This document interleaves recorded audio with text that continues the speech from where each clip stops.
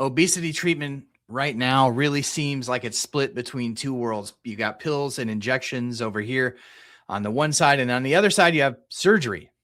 And a whole lot of people are stuck in the middle here. They're either priced out, they're scared to reroute their anatomy, or they're just told you need to eat less and move more. The same old mantra that we continue to hear over and over. Today, we're going to talk to someone who is building something entirely different. It sits right in the gap.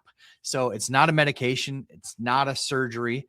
It's a swallowable capsule that turns into a balloon inside your stomach, stays there for a few months, and then it leaves on its own very, very peacefully and easily. So if that sounds wild, that's good. That's what we're hoping for, because these questions matter to so many in the community who are slower responders to these treatments, for maybe those who have tried other things before that have not worked as well as they would like them to. So we're going to talk today about who this is actually for, maybe get into a little bit about when we can expect to see this and how we expect our insurance companies to approach this, and whether this is a real bridge or an alternative, or something entirely new for the future of obesity care. So as we jump into this, I want you to help me welcome in Mr. Shantanu Gaur. Shantanu is the CEO of Allurion. Welcome, Shantanu. Thanks for having me back on, Dave. It's great to see you again, and congratulations on everything you've built here on your platform. It's phenomenal to see. Thank you very much, and congratulations to you and Allurion and some of your recent successes. This is the second time you've been at OnThePen, but Shantanu, tell the community, for those who may have missed that the first time around, a little bit about yourself and a little bit about Allurion. Absolutely. So a little bit about myself. I grew up in Pittsburgh, Pennsylvania, came up to Boston to go to college and then go to medical school. And in my third year of medical school, I actually started Allurion to develop new technologies for obesity and metabolic disease that were non-surgical, so completely non-invasive, but also more effective and more rapid than back then the different drugs and medicines that were available. So fast forward over 10 years, we've built Allurion into a company that served 200,000 people around the world and have developed something really new and innovative that we're really excited to be on the brink of bringing into the U.S. market. Amazing. So this program that you're looking to bring into the U.S., tell us a little bit about what it is and how it works. Just a brief overview. Yeah, so what we developed is a device that's part of a bigger program. And you mentioned a little bit in the opening, the device actually comes in a very small capsule. It's attached to a very thin tube. And the idea is very simple. Go to the doctor's office, swallow the capsule, goes down into the stomach. It inflates into a balloon that's about half a liter, about 2.5 cups of water inside that balloon. And then you remove the tube from the mouth. It's a 15-minute office visit, start to finish, very easy, very convenient, and very safe and effective. You can imagine with a balloon sitting inside the stomach, you feel very full, you don't eat much, and that balloon stays in you for 4 months inside the stomach. It sits there and fills you up. And over that 4-month period, we have an entire behavior change program that goes around the balloon that allows the patient to really adjust their eating behaviors, adjust their lifestyle. We have modules that we develop and deliver through our app that help people with exercise, with muscle mass loss, to make sure that they're losing weight the right way. And then at 4 months, what's really cool about the balloon is that it just empties out on its own and you pass it naturally. So you never have to go back to the doctor to get any sort of procedures or get any anesthesia or surgery or endoscopy. That's it. The balloon passes and then you can move on with your life and hopefully maintain all of that weight that you just lost over that 4-month period. Amazing. So you're basically taking the best of minimally invasive sort of treatments for obesity and coupling that with, the best of what we know in terms of how to help people on the behavioral side, which there's certainly an element to that can help people when we talk about the durability of weight loss, which I think was going to be my next question. So we know that this is like super minimally invasive. It's only there for a few months and then you just sort of pass this thing naturally. When people, how much weight do people lose typically on the program? And then what are we seeing from a durability standpoint in terms of how long they're able to keep that off? Yeah, in 4 months, the weight loss is very rapid. So if you look at, we have over 30 peer-reviewed journal articles on the technology, real-world experience in 200,000 patients. And so you look at 4 months, people typically lose between 10 and 15% of their total body weight in that 4-month period. That's the rapid part. The durability is really driven by all of the lessons learned from our behavior change program that happen over that 4-month period. And here's the interesting part, Dave, that I've started to learn now about weight loss and weight maintenance. What happens with our balloon is that people still feel a little hungry. And when they sit down and eat, the balloon helps them realize that they don't have to eat as much to satisfy their hunger. So unlike the GLP-1s, where some people feel like, hey, I don't even feel hungry at all, which makes it difficult to actually change behavior, with our balloon, people feel hungry, but they learn to manage that hunger with smaller portions. And that's the part that really drives the weight maintenance after the balloon is gone and out of the body. So if you follow our patients for a year after the balloon is gone, they'll maintain 95% of their weight loss. And that's really driven by all of the work that they do to change their behavior and change their lifestyle while they have the balloon inside of them. That 95% that you referenced, I think you were specific about folks who sort of stay engaged with the program. The 95% maintenance of the weight loss, that is over what period of time? That's over 1 year. So 4 months of the balloon, and then you follow patients for another 12 months after that. So 16 months in total, you see 95% weight maintenance. And what's really exciting now is we're starting to combine Allurion with low doses of GLP-1s, a dose that would be very low, minimal side effects, very affordable. That actually helps from a weight maintenance standpoint, and even helps patients lose a little bit more weight on top of what they lost with the balloon. And I think really that's going to be the future, is this combination therapy approach, because these drugs at high doses, they're not for everyone. They lead to lots of side effects, and unfortunately, they can lead to high rates of discontinuation. And when that happens, of course, weight regain becomes a problem, and patients end up eroding a lot of their body composition because, you lose fat and muscle on the way down, you don't regain the muscle on the way back up. And we're perfectly situated to help people who are coming off of GLP-1s or want to start their weight loss journey, but at a low dose of GLP-1s. It's interesting, Shantanu, because in our community, I mean, it's called OnThePen, right? So we are by nature fanboys and fangirls of GLP-1 medications. And one thing that I have a hard time connecting with a lot of folks in our community is this, I understand the medication and loving what it does for you, especially one of the things when we talk about coming off the medication that people do not want to give up is the inflammation reduction, particularly that they experience with a drug like tirzepatide and the GIP component. I like the idea of combining maybe the therapies, especially in maintenance, because I think that there are some benefits that people are receiving from the injections that maybe some of these other procedures maybe do not address or haven't been shown to address. Maybe in the future will show that they help with those as the weight comes down. But one of the things that I do not sort of track with is the desire to be on medication my whole life, because if I could make it so, I wouldn't want to be on. I don't want to take a weekly shot. I want to just be normal, but I think there is like sort of like this, this sort of cult following around these medications that people don't mind, in our community at least, take the idea of taking the medications if it means getting the benefit. But you're kind of combining the best of both worlds in another study. Are you giving folks the GLP-1 in tandem with the balloon, or are you giving it for them as a maintenance aid? It's really as a maintenance aid. As the balloon reaches that 4-month lifespan inside the stomach, the weight loss starts to plateau. And that's a perfect point to start a low dose of GLP-1s, because then the patient can continue to lose a little bit of weight. The balloon is passed out of the body, and then they can use that low dose to actually maintain weight over a longer period of time.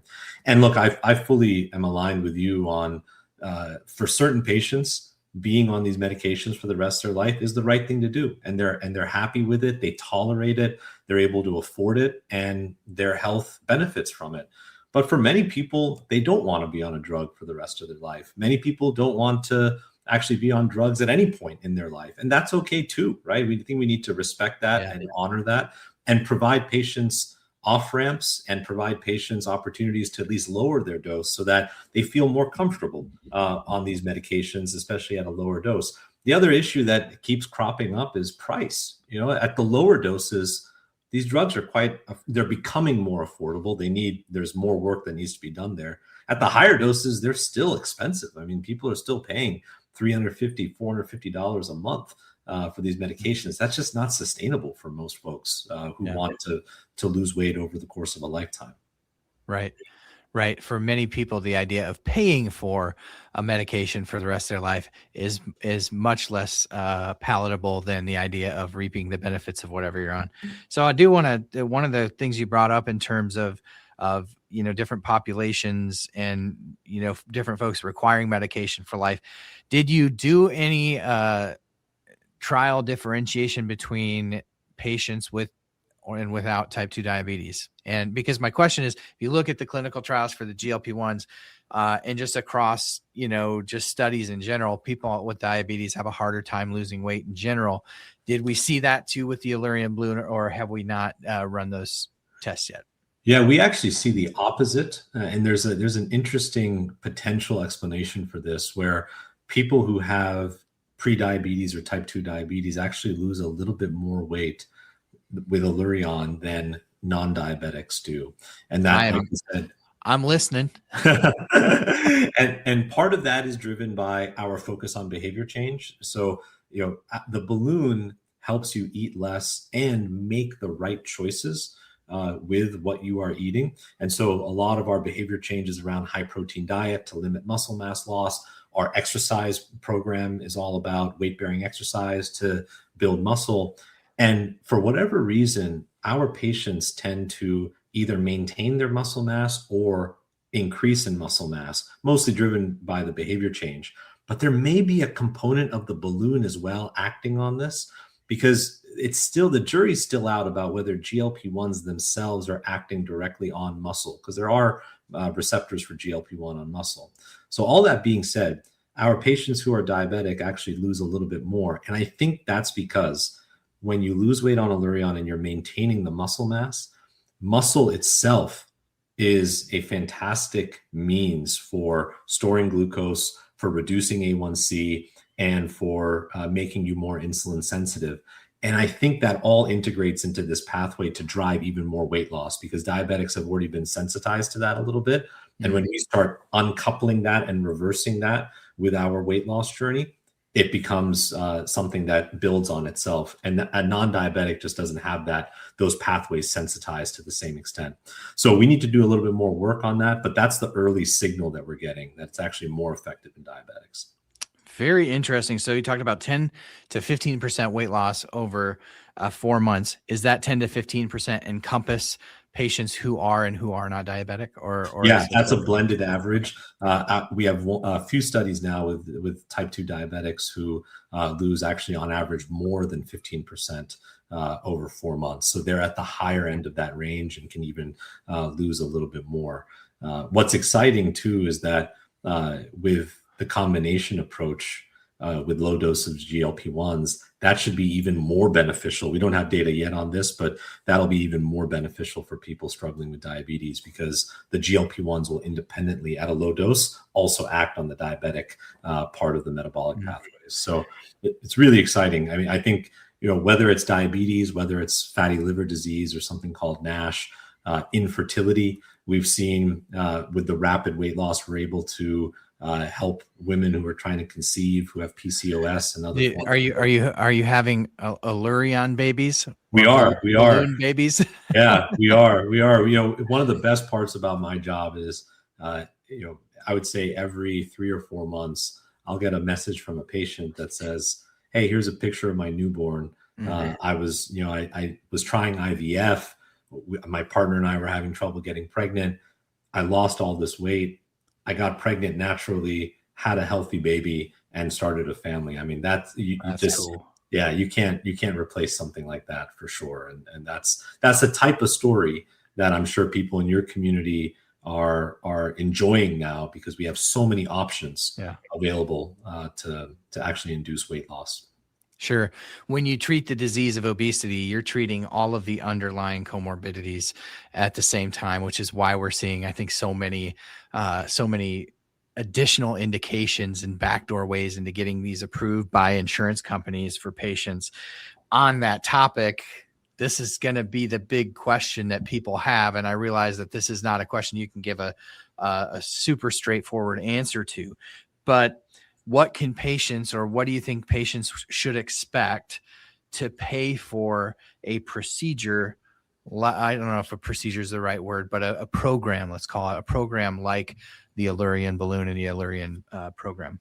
Yeah. So in the US, I would expect something very similar to what we've experienced outside the US, where we're able to provide this program at roughly the same monthly price as what you would pay for a brand name GLP-1.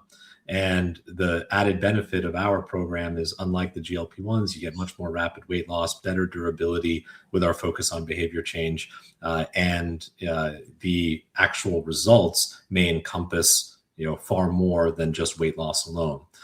Now, all that being said, even at those monthly prices, it's still going to be out of reach for many Americans, and we recognize that.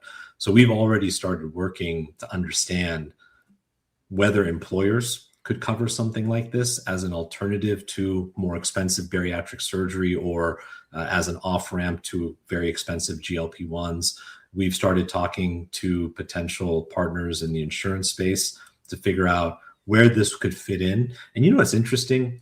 A lot of insurance companies and a lot of employers are struggling with the high costs of GLP-1s. So they're looking for ways and methods that aren't lifelong or aren't invasive, like bariatric surgery, to be sort of the gatekeeper, to be the first line therapy that someone can try, lose the weight, hopefully keep it off. And maybe they don't need then lifelong GLP-1 therapy, or they don't need an expensive bariatric surgery.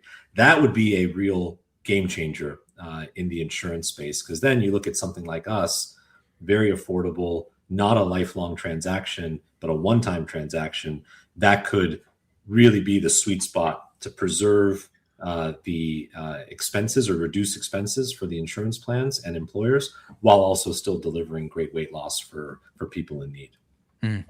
So will the procedure, it sounds like, you're kind of comparing the cost of this to a monthly cost, which kind of confusing, because it's like, how open-ended is that? But am I understanding in that there is maybe a separate cost for the procedure and maybe an ongoing cost for the program? That's right. Exactly. So, out of the gate, most of our clinics in the US will probably mimic what we do outside the US, which is anywhere from a 6 to 12 month program. And so in the US in particular, because financing options are pretty widely available, you can finance the procedure cost and the program cost on a monthly basis. And when you finance it, it basically comes down to a monthly fee that's on par with the GLP-1s. Unlike the GLP-1s, that monthly fee doesn't last forever. It'll last for as long as you want to stay on the program. And of course, once the balloon part of the program is done, the ongoing follow-up, the ongoing behavior change, that can be delivered far less expensively. And so that gives the patient an option. If they want to stay on the program for a long period of time, they don't have to pay $400 a month. They could pay something much more affordable, because the balloon part is done. The expensive part is done. It's really the ongoing follow-up that remains. Okay.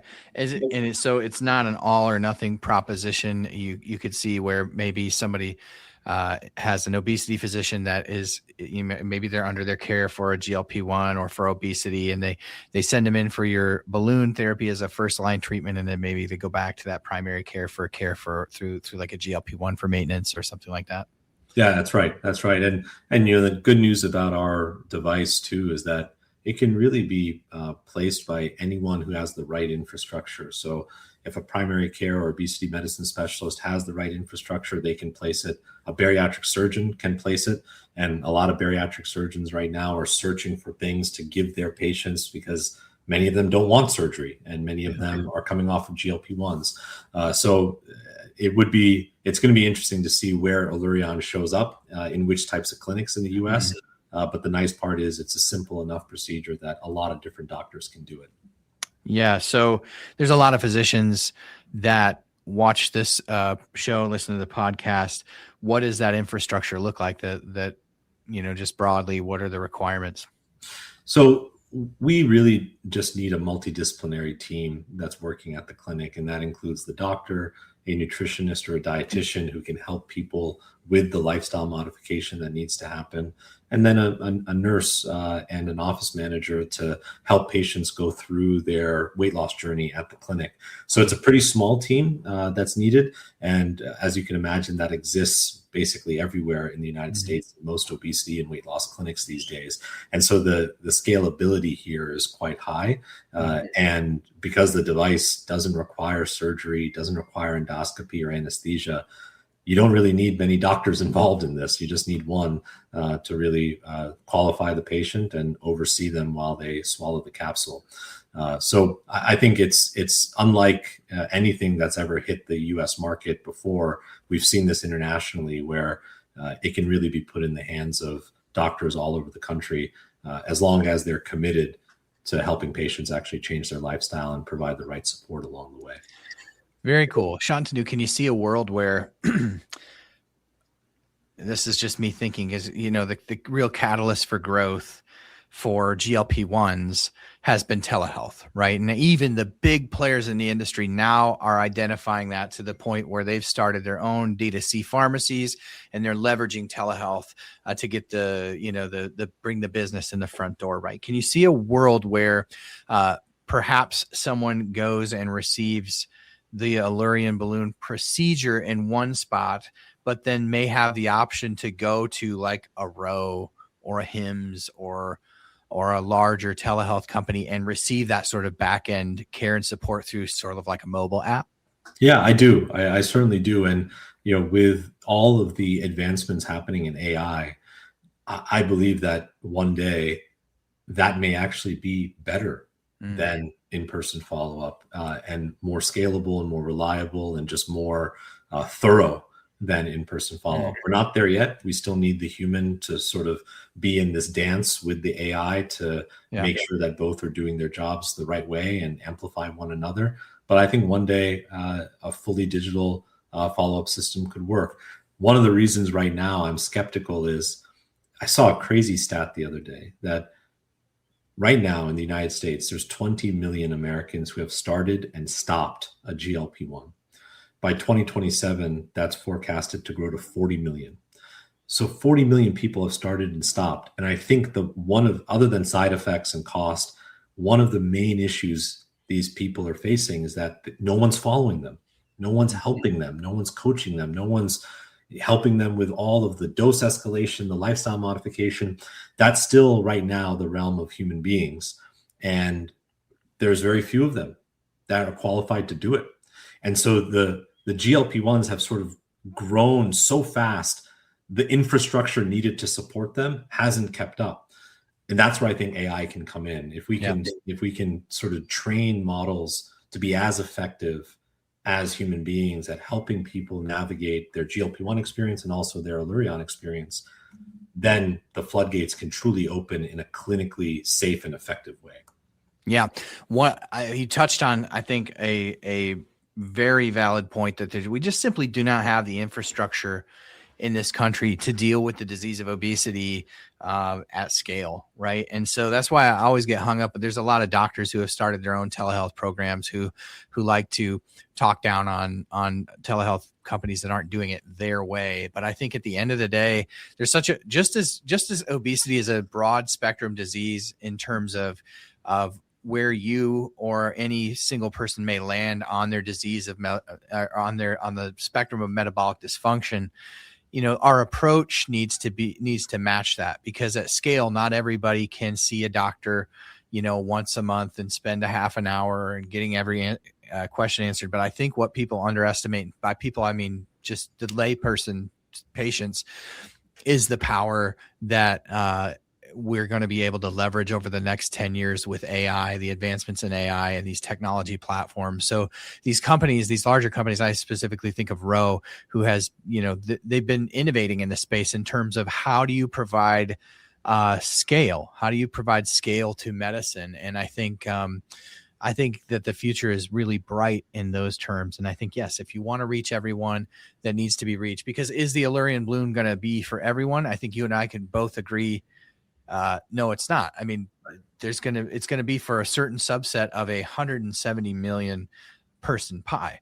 And so, just like bariatric surgery, it's effective, but is it for everyone? No. And so GLP-1, same way. So I think that this is a very interesting sort of conversation to have. And I'm super excited to see that I'll be the first in line for this, Shantanu. And that said, what's the timetable with this thing's sitting at the FDA right now for approval, correct? That's right. We're in what appears to be the final stages of the FDA process. And so we've already started gearing up internally to prepare for a potential approval in a U.S. launch. So I think at this point, we have entered the final stages and starting to see some light at the end of the tunnel. Great. And like you said, there's going to be a lot of patients who are going to be interested in this right out of the gate. And we've got a lot of exciting stuff in the pipeline too, Dave, that maybe we can talk about in another segment. But the balloon is just the start of an entire sort of vision and mission that we have to make obesity care as accessible as we can for people all over the country. Is there anything you can tease today, or are we still ahead of ourselves there? No, one thing that we've talked a little bit about publicly is imagine a balloon that actually lasts for 12 months and not 4 months. You still swallow it in a capsule. It stays in your stomach for 12 months. And then imagine if that balloon could actually deliver a low dose of GLP-1 or some other type of medication or therapeutic over that 12-month period. That sort of plays into this vision that I have for obesity care, where can we get people to swallow one capsule a year and have that manage their obesity for the entire year? And maybe one day it can go to once every 3 years or 5 years, but a once a year capsule to manage your obesity for that entire year. I think that would be a game changer. And so we're working on that. We have some collaborations with some strategic partners to figure out how to do that from an R&D standpoint and a clinical standpoint. But that's really where I see the future going, is the less and less that we as humans have to do to manage our obesity, the better the engagement's going to be, the better the lifestyle modification is going to be, and the more durable the results are going to be.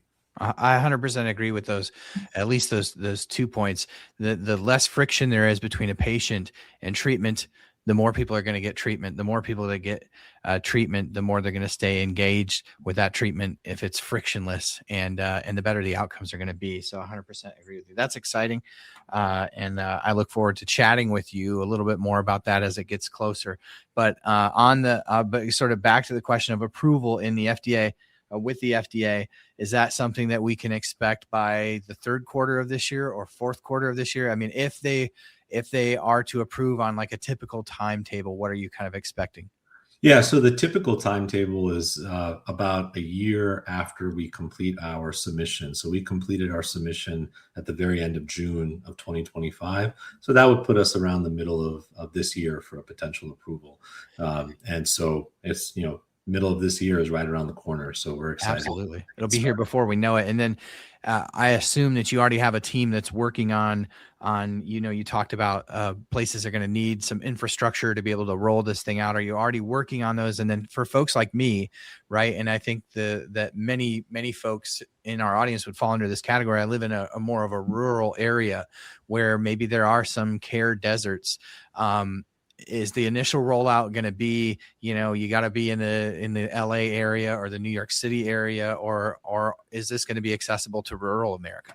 Yeah, not necessarily. I think, we have, if you look at where we did our clinical trials in the US, they were at 17 different locations all across the country, some rural, some urban. So what's nice about this technology is it can be placed with very limited physical infrastructure. We need people, obviously, to follow these patients, but really all we need is an x-ray in order to place this. So that can be done almost anywhere in the country. So I suspect that there are going to be options out of the gate for many people who are not in a major metropolitan area, and those options will just continue to grow as we expand our presence in the United States. Great. Well, I'm excited. I got June marked on my calendar, Shantanu. So we need to circle back and talk. I would, like I said, the minimally invasive stuff that's going on out there I'd be first in line for it, because I've been reticent to go under the knife at this point in my life. That's not saying that I won't get there at some point, but with all of this exciting stuff like the Allurion balloon right around the corner, potentially for patients in the United States, as long as the payers play ball here, I think that this could be a very exciting proposition for people like me. So really appreciate you hanging out with us for a little bit today. Thanks for having a great conversation with us. Where can people learn more about Allurion if they would like to? Yeah, absolutely, Dave. Thanks for having me on. Visit our website, allurion.com, for more details. Follow us on Instagram, LinkedIn, Twitter. We're on all the social platforms, and drop us a follow. And you'll see how we're really transforming obesity all over the world, and hopefully soon in the US. And I thought I had written this down in my notes, so you can correct me if I'm wrong, but I believe your stock ticker is ALUR. You got it. That's right. ALUR. If you want to check them out on your Robinhood app or wherever you make investments, I'd take a look at this one, especially with a potential FDA approval around the corner, which we're hoping for and anticipating with you. So thanks again for hanging out with us, Shantanu. Good to see you. Thanks, Dave. Take care, man. Yep. Have a good one. See ya.